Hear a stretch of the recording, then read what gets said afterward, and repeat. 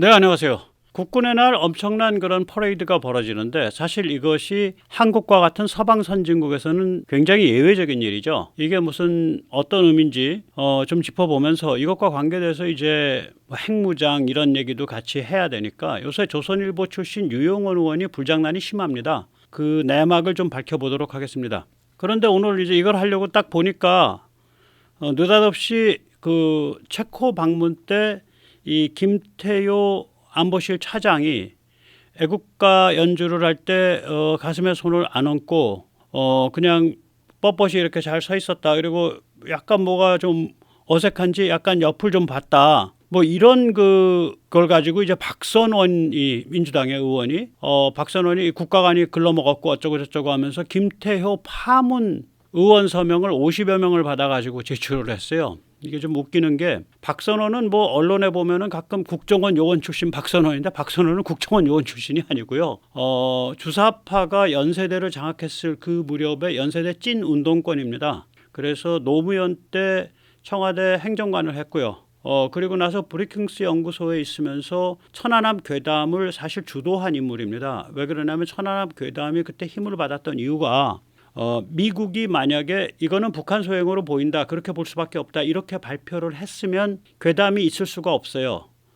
그런데 이때가 이제 오바마 정부 때인데 이제 중국이나 이런 거에 대한 그 긴장을 높이기 싫고 또 북한 소행이라고 하면 한국의 보복 행위를 말릴 수가 없으니까 미 국무부가 우리는 어떻게 돼서 그 사고가 일어난지 모른다, 이렇게 얘기를 했어요. 그러니까 내막은 뭐냐면 오바마 행정부의 그 이른바 그 빌어먹을 놈의 전략적 인내, 그러니까 strategic perseverance인데 박선원이가 그 사정을 잘 아니까 이걸 어떻게 이용해 먹었냐면, 아니 미국도 모른다는 거를 왜 한국 정부가 북한 소행으로 뭐냐, 조작하지 말아라, 이 논리를 제공한 게 박선원입니다. 그래가지고 이제 그 다음에는 문재인 정부 때 박지원 아래에서 안기부 그러니까 국정원 기조실장을 하면서 국정원을 박살을 내는데 앞장섰고요. 수미테리에 대한 그 어정쩡한 이상한 그 포섭 공작도 이게 박선원이 국정원 있을 때 일어난 일이고, 저는 박선원이 큰 그거를 했다고 봅니다. 왜 그러냐면 그 당시에 좀 이상한 사람이 그 국정원, 그러니까 이 그 워싱턴 책임자, 그게 대사급이거든요. 공사라고 부르는 그거 나간 게 그 박선원 때 나간 사람이에요. 그 수미테리 사건 막 엉키고 있었을 때. 그래서 이런 자가 뭐 국가관을 갑자기 얘기를 하니까 살인자가 인류에 대한 사랑을 얘기하는 것 같은 뭐 그런 느낌을 좀 받습니다. 물론 뭐 박선원 씨가 살인자급은 아니라는 거고요. 뭐 그런 얘기는 전혀 아니니까 박 의원님 너무 기분 나빠하지 마십시오. 저는 오직 사실을 얘기할 뿐입니다. 자, 이게 뭐 너무 웃겼는데 애국가 연주를 들을 때 그러면 바른 자세가 뭐냐? 제가 알기로는 FM은 가슴에 손을 올리는 자세가 아니라 오히려 딱 차렷하는 똑바로 된 자세로 듣는 거가 FM인 걸로 압니다. 물론 이제 너무나 국가에 대한 그게 끌어오르는 나머지 애국가 연주 때도 뭐 가슴에 손을 올려를 할 수가 있겠죠. 이건 어디서도 할 수 있냐면 국민의례 쭉 펼쳐질 때 국회의장 경례할 때는 가슴에 손을 올리지만 차렷한 다음에 애국가 제창 딱 들어가면 그냥 차렷 자세에서 하잖아요. 물론 제창은 아니라 연주를 듣는 거지만 보통 사람들은 차렷으로서도 이렇게 듣기도 하고 또 차렷으로 들어라라고 뭐 행안부라든지 기타 등등에서 바른 자세로 서서 듣는다, 이런 표현들이 많아요. 그래서 서서 바른 자세로 들은 게 뭐가 문제가 되냐는 거지. 나 참 무식하니까 사냥을 하려고 별짓을 다 하고 이거를 그 문제를 제기를 이런 애국가는 원래 FM이 바른 자세로 서서 듣는 거다라는 그 이야기를 전혀 얘기를 할 줄 모르는 언론도 좀 한심하고, 참 진짜 대한민국 좀 문제가 있습니다. 자, 오늘 다시 얘기로 돌아가겠습니다. 뭐 이게 이제 이제 굉장히 거하게 하죠. 이번에 그 10월 1일 날 국군의 날 행사를. 그럼 이제 뭐 이게 생일상 받으러 아주 거하게 임시 공휴일 정해가지고 아주 거하게 하는 거냐? 글쎄요. 그런 게 아니라 이거가 뭐냐면 비장한 무력 시위입니다. 지금 방금 들어온 뉴스죠. 일본 호위함이 대만 해협을 가로질렀습니다. 그리고 그거는 지난 8월 26일 날 있었던 중국 정찰기의 일본 영공 침범에 대한 대응이라고 일본 쪽에서는 얘기가 나오고 있습니다. 지금 보면 북러 밀착이 있죠. 이게 이제 2020 2023년 9월에 블라디보스톡 정상회담이 있었고 그다음에 2024년 6월에는 평양 정상회담이 있었고 거기서 사실 북러 사이에 뭐 군사동맹적인 그런 조약이 맺어졌죠. 그리고 중국 정찰기 일본 영공 침범이 8월 26일이고요. 러시아 초계기의 일본 영공 침범이 9월 23일입니다. 엊그제입니다. 그리고 이제 북한이 7차 핵실험 준비가 완료돼서 이제 단추만 누르면 핵실험이다. 이러한 그 정보 보고가 이제 미국에서 나오고 있거든요. 그래서 이 한반도를 둘러싼 이 긴장이 상당히 엄청 높죠. 이런 상태에서 국군에 날 때 서방 선진국으로서는 거의 그 참 보기 힘든 그런 그 비장한 그 무력을 보여줌으로써 이 그 주변의 그 깡패들이 야 이거 잘못 건드렸다간 본전도 못 찾겠다 이 생각을 하도록 하는 그런 계기를 만들겠다 뭐 이런 걸로 보입니다. 또 국민들한테 그런 안보 의식을 고취하고 이게 무슨 생일날 상 받아놓고 하루 놀면서 근사하게 무슨 쇼 보는 그런 의미는 아니죠. 예, 그렇습니다. 그렇게 봐야 되는 거고요. 이런 와중에 이제 그 엊그저께 이제 그 정신 나간 유용원의 그 무궁화 포럼이 국회에서 떴습니다. 제가 왜 정신 나갔다 그러냐? 이 빨간 원에 그려진 사람이 이 사람이 누구냐면 정성장입니다. 이 유용원이 노는 지금 행태가 굉장히 위험한 게 이 정성장은 그 한국 핵 자강 포럼, 자강 전략 포럼이라는 걸 하고 있는데요. 그 국힘에서 이 한국 핵 자강 전략 포럼 쪽에 있는 사람들 좀 조심해서 이렇게 컨택해야 돼요. 국힘 쪽에 여기에 왔다 갔다 하는 사람들이 꽤 많이 좀 얼굴을 냅니다. 여기 이 포럼의 대표가 정성장이고 만든 사람이 정성장이에요. 정성장의 인맥은 그 세종연구소의 좌파 인맥, 이제 그게 이제 제일 위로 가면 정세현이죠. 예, 통일부 장관했던. 그 다음에 통일부 장관했던 이종석, 그리고 현직 세종연구소 연구원 중에 제일 뭐라 그럴까, 이 지위라 그럴까, 연배가 높은 사람이 이 정성장이라는 인물이고 이종석의 오른팔 같은 사람입니다. 이 사람이. 그래서 정성장이 특이한 거는 분명히 좌파적 성향인데 이제 그 인맥이나 기타 등등으로 보면 핵무장을 주장을 해요. 그리고 자강이라는 약간 북한스러운 용어 쓰잖아요. 핵 자강 전략. 저는 약간 북한스러운 용어라고 생각을 하는데 그래서 정성장의 그 논리는 뭐냐면 남북 핵 쌤 오케이입니다. 남북이 다 핵을 갖추면 쌤 돼서 오케이 된다. 뭐 이런 이상한 논리를 펴는 사람인데 유용원의 무궁화 포럼은 겉으로 내걸기는 잠재적 핵 능력 증대를 내거는데 이 자리에 이런 성향의 굉장히 위험한 사람을 발제를 줬단 말이에요. 정성장. 그럼 이건 뭐냐면은 배경에 누가 있는지 모를 무지하게 위험한 왼쪽 성향의 무지하게 위험한 주장을 하는 자와 그 다음에 조선일보 출신의 남들이 보면 뻐젓하게 우파로 보이고 남들이 보면 한동훈의 오른팔로 보이는 유용원이란 자가 약간 다른 깃발을 걸고서 통일전선을 편 거거든요. 유용원의 통일전선입니다. 그래서 굉장히 위험한 게임이다. 유용원 씨 정신 차려라. 당신이 이런 위험한 게임을 하기에는 지나치게 얌전하고 순한 사람이다. 왜 이런 특급 공작원들이나 할 수 있는 위험한 게임을 하냐. 라는 게 제가 유용원 씨한테 보내고 싶은 충정어린 충고입니다. 이제 그 실제로 이런 잠재적 핵 능력이 제가 전에 한번 말씀드렸지만 유용원 씨 그날 발언에 그 얘기 했는지 모르지만 잠재적 핵 능력이라고 얘기 딱 꺼내는 순간 대통령 2명 이름을 얘기 안 하면 상스러운 사람입니다. 개족봅니다. 일단 잠재적 핵 능력은 플루토늄 축적량이거든요. 그럼 우리나라 플루토늄 축적은 월성 1호기를 테이프 커팅을 한 박정희 대통령. 그 다음에 이제 그게 이제 미국서 견제를 많이 받아가지고 2, 3, 4호기를 못 하다가 동구권 무너지고 이제 그 글로벌 그 안보 정세가 널널해졌을 때 노태우 대통령이 월성 2, 3, 4호기를 테이프 커팅을 했어요. 그러니까 월성 1호기는 문재인이가 문을 닫아 걸었죠. 그거 계속하려고 7천억이나 들였는데 7천억을 삼킨 사나이. 예. 그게 문재인이죠. 어쨌거나 2, 3, 4호기는 돌아가고 있어요. 몇 년 전에 이미 플루토늄 축적량이 4,000개고요. 2, 3, 4호기 계속 돌아가고 있으니까 그게 계속 늘고 있는 거예요. 지금 뭐 4,500개, 5,000개 될 수 있어요. 몇 년 전 기준 4,000개였으니까. 그래서 이미 우리는 제가 그때도 말씀드렸지만 한동훈이가 말하는 또 유용원이 말하는 잠재적 핵능력 증대라는 게 이게 웃기는 소리다. 이미 갖고 있다. 누구 덕분에? 박정희 대통령과 노태우 대통령 덕분에. 그래서 그날 아마 유영원 의원이 노태우 대통령 얘기를 꺼내지도 않았을 거예요. 이 흐름을 개족보를 만드는 거지. 유영원 의원 좀 이렇게 공을 돌려야 될 사람들한테 돌리십시오. 모르겠어. 노태우 대통령을 만약에 언급했다면 알려주세요. 제가 아주 그냥 아주 그냥 납작 엎드려서 사과를 드릴게요. 그리고 이 정도로 플루토늄이 갖고 있으면 이렇게 뭐 정당에서 떠들 일이 아니에요. 힘 갖춰졌을 때 혹은 진짜 위기에 몰렸을 때 순식간에 일을 저질러야 하는 거지. 이렇게 말로 떠들 일이 아니라고. 이게 이제 그러면 뭐 미국에서도 이거 한국 핵무장 얘기하는 사람 좀 있잖아요. 있죠. 가끔 있는데 이게 보통 2류나 3류 정도에 해당하는 약간 한 발, 두 발, 세 발 건너뛴 사람들이 이 얘기를 해요. 보통은. 그런데 이 미국에서 그런 얘기가 나오고 VOA가 미국 국무부가 운영하는 VOA 방송에 그런 얘기를 전해주는 까닭은 뭐냐면 한국 핵무장을 옵션을 언급하면서 중국을 압박하는 수단이에요. 그럼 미국은 이중화법을 쓰는 거거든. 더블 토킹이라고 혓바닥에 둘로 갈라진 거예요, 미국은. 그래서 이쪽 혓바닥이 이제 자기의 진심은 한국 핵무장하면 안 돼.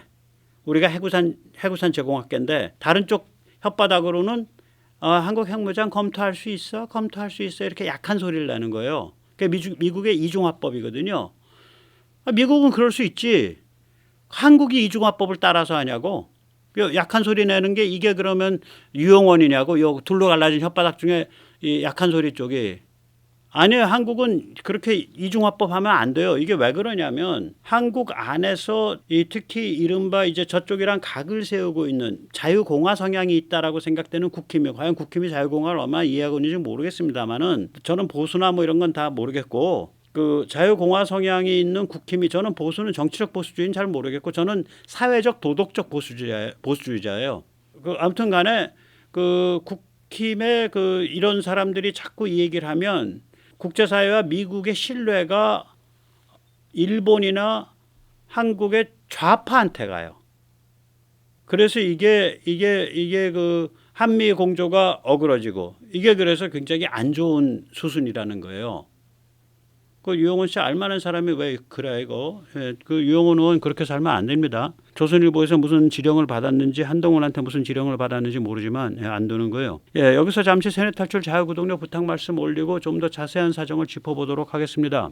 아시다시피 세뇌탈출은 광고가 잘 안 붙습니다. 붙더라도 천천히 붙는 경향이 있습니다. 도와주시면 보다 좋은 컨텐츠로 찾아뵙는 데 커다란 힘이 되겠습니다. 감사합니다. 제가 유영원 의원한테 몇 가지 묻고 싶은 게 있어. 유영원 의원은 2024년 7월에 두 가지 변화를 알기나 하나 이런 생각이 드는 거예요. 그러니까 두 달 전에 우리가 굉장히 한국 안보 지형에 엄청난 변화가 있었습니다. 한반도 핵 억제 및 핵 작전 지침, 억지라고 해도 되고 억제라고 해도 돼요. 영어로는 디터런스인데 옛날엔 억지라고 번역을 했는데 요새는 억제라고 번역을 하더라고요. 이게 7월 12일인가쯤에 맺어졌죠. 그러니까 이제 미국과 한국 사이에 이러이러한 상황에서 핵을 사용하면 한미 사이의 역할 분담을 어떻게 한다. 이 지침이 만들어진 거예요. 그때 사용되는 핵은 이제 이런 미국에서 발사되는 미니트맨 대륙간 탄도탄도 포함될 수 있고요. 그 다음에 이제 미국 전략 원잠에서 발사되는 트라이던트도 포함될 수 있고요. 그 다음에 B2에서 떨어뜨리는 핵폭탄도 포함될 수 있고요. 그 다음에 B-52에서 떨어뜨리는 핵순항 미사일도 포함될 수 있습니다. 그래서 이게 전략핵들이거든요. 전술핵이 아니라 전략 무기에 의한 전략핵인데 전략핵까지 다 포함되는 거예요. 그 다음에 이제 7월 달에 같은 시기에 뭐가 이제 결정이 됐냐면 미국의 핵자산의 한반도 상시 배정이 결정이 됐습니다. 그때. 그러면 이게 이제 미국 발표의 의미는 뭐냐면 전술핵이 아니라 전략핵을 한반도 상황에 맞춰서 배정해 놓겠다. 그러니까 예를 들면 제가 그때 잘못 알아가지고 미니트맨 3 사일로의 구멍 12번 구멍 거는 한반도용 이렇게 픽스되어 있는 건 아닌데 어느 한순간에는 한반도용이 배정돼 있는 거예요. 그게 돌아가면서 이렇게 배정을 하던. 이거 뭐랑 비슷하냐면 우리가 GPS 위성 있잖아요. 그게 한 30개쯤 떠 있을 거예요. 그게 예를 들어서 제가 서울 종로에 있다. 그럼 서울 종로에서 GPS 신호를 받는 위성이 3개가 걸려야 신호가 읽히는데 그 위치가 정해지는데 그 3개의 위성이 정해진 게 아니에요. 이게 지구 자전보다 훨씬 빨리 지구를 돌기 때문에 3개의 위성이 어느 한 순간에 뭐 예를 들어서 1호기, 2호기, 7호기였으면 그 다음 순간에는 6호기, 10호기, 11호기, 그 다음 순간에는 5호기, 8호기, 9호기 뭐 이런 식으로 그 3개의 컨비네이션이 그때그때마다 바뀌어요. 마찬가지로 한반도 전장에 배정된 전략 핵 역시 그때마다 뭐 사일로 같으면 사일로 1번이 됐다, 사일로 7번이 됐다, 사일로 12번이 됐다 이렇게 바뀔 수 있지만 어느 한순간을 보면 5개 사일로는 한반도 전장을 생각하고 있다라고 이렇게 되는 거예요. 예를 들면 그게 이제 배정이죠. 그게 그렇다고 미국에서 발표가 났어요. 그러니까 물리적 핵무기 그거에 대해서 배정된 게 아니라 어느 한순간에 배정돼 있다는 거예요. 항상. 그게 이제 불과 한 2달 전에 일어난 일이거든요.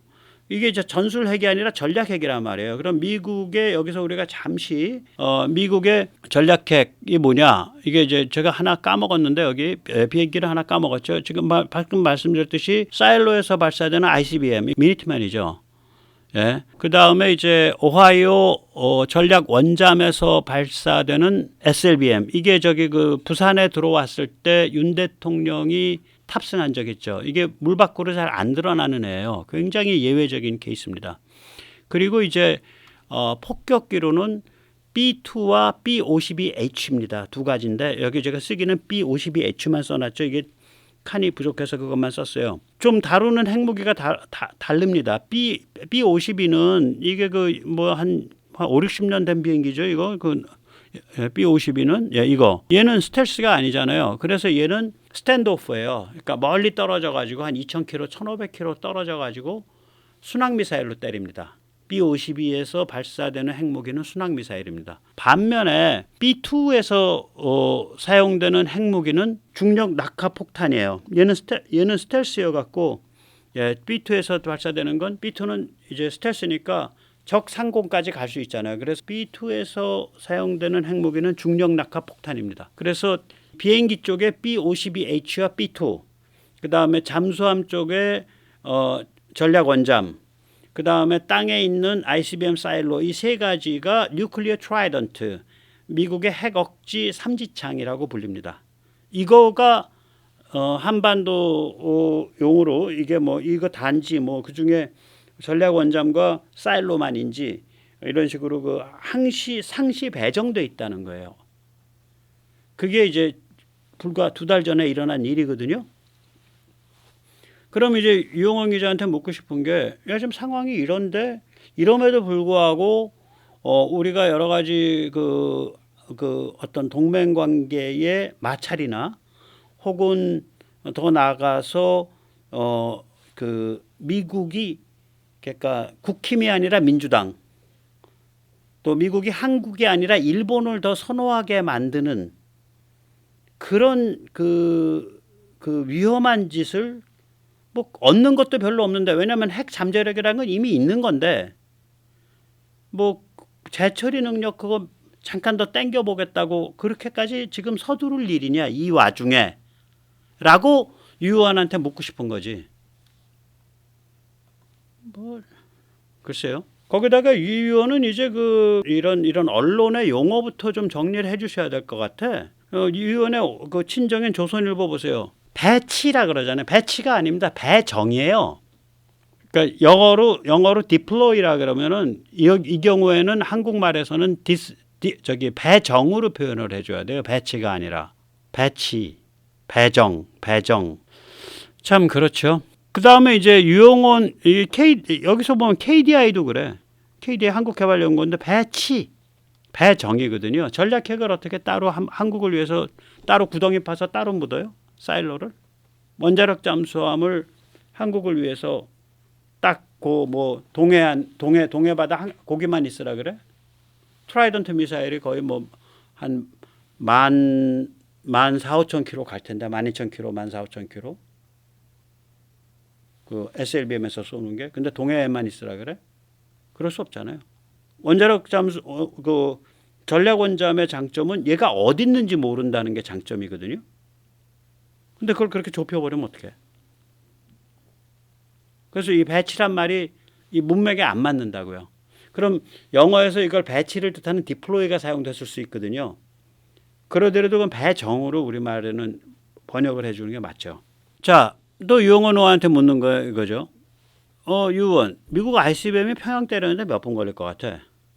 ICBM의 속도, 미니트맨 3의 속도는 시속 24,140km 정도 됩니다. 그러면 미국의 사일로 중에 평양과 제일 가까운 데 있는 사일로가 몬타나 사일로인데 몬타나 기지에서 평양까지 거리는 약 8,000km입니다. 그러면 소요 시간은 20분 플러스 알파입니다. 왜 그러냐면 이 시속 24,140km는 한참 위에서 떠서 날아갈 때의 속도고 떠서 올라갈 때 또 내려올 때 속도가 있기 때문에 이거보다 한 10분, 15분 더 걸리겠죠. 그래서 20분 플러스 알파입니다. 예. 그러니까 이거는 뭐를 뜻하냐면 미국이 전략 핵 무기를 한반도 전구를 위해서 상시 배정했다라는 뜻은 그게 물리적으로 몬타나에 있던 하와이에 있던 괌에 있던 오키나와에 있던 별 차이가 없다라는 소리예요. 그러니까 그 사정 알고서 미국 핵우산을 못 믿을 것 같으니까 우리가 잠재 핵 능력을 늘려야 됩니다라고 잘난 체를 꼭 하셔야겠냐고 유원. 귀하가 잘난 체 안 해도 월성 2, 3, 4, 5기가 지금도 가동되고 있으니까 문재인이가 하나 깔아앉혔지만 계속 잠재적 핵 능력은 늘어가고 있는 거예요. 그걸 왜 그렇게 잘난 체 하면서 위험한 게임을 하는 척 하면서 미국이 국힘을 불신하게 만들고 미국이 한국을 불신하게 만들지? 저는 잘 모르겠는데 그게 왜 국익인지? 예, 그게 국익이 아니라고 저는 생각하는데요. 예. 예, 저렇게 미니트만 저거 띄우면요, 그 미니트만 소리가 하와이에 있나 몬타나에 있나 괌에 있나 오키나와에 있나 개찐도찐이에요. 예. 그러니까 미국이 저걸 쓰겠다는 의지가 중요한 거지. 그게 어딨냐는 중요하지 않아. 핵무기는. 그 한반도 배치도 중요한 게 아니에요. 한반도에 배치되어 있다 그래도 미국이 쓰겠다는 의지를 칼을 뽑지 않으면 그냥 오히려 그냥 타겟 만들고 아무 쓸모가 없는 거고요. 그게 한반도 밖에 있다 그래도 미국이 쓰겠다는 의지가 확고하면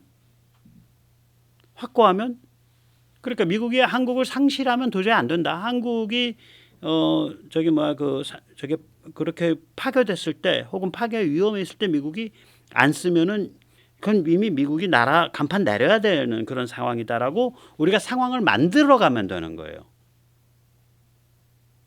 왜 그 생각은 안 하지, 유 의원? 머리가 IQ가 세 자리는 될 것 같은데, 유 의원이. 그 다음에 이제 트라이던트, 그러니까 이 전략 원잠에서 쏘는 거. 이건 속도가 29,200km입니다, 시속. 그럼 이게 이제 깊은 바다에서 좀 편하게 다니라고 오키나와 남쪽에 있다고 가정을 했을 때 평양까지 거리 1,400km입니다. 최고 속도 29,200으로 이걸 따져보면 3분인데 올라가는 속도 내려가는 속도 있으니까 15분 걸리겠죠, 최소. 내려갈 때 이게 속도 대기권 들어오면 속도 뚝 떨어져서 한 5km, 마하 한 5 이거밖에 안 나오거든요. 대기권 아래로. 그 대기권 중에 이제 뭐 한 지표에서 40km 뭐 30km 이렇게 되면 마하 5, 마하 4 이렇게 떨어져요. 공기 마찰에 의해서. 예.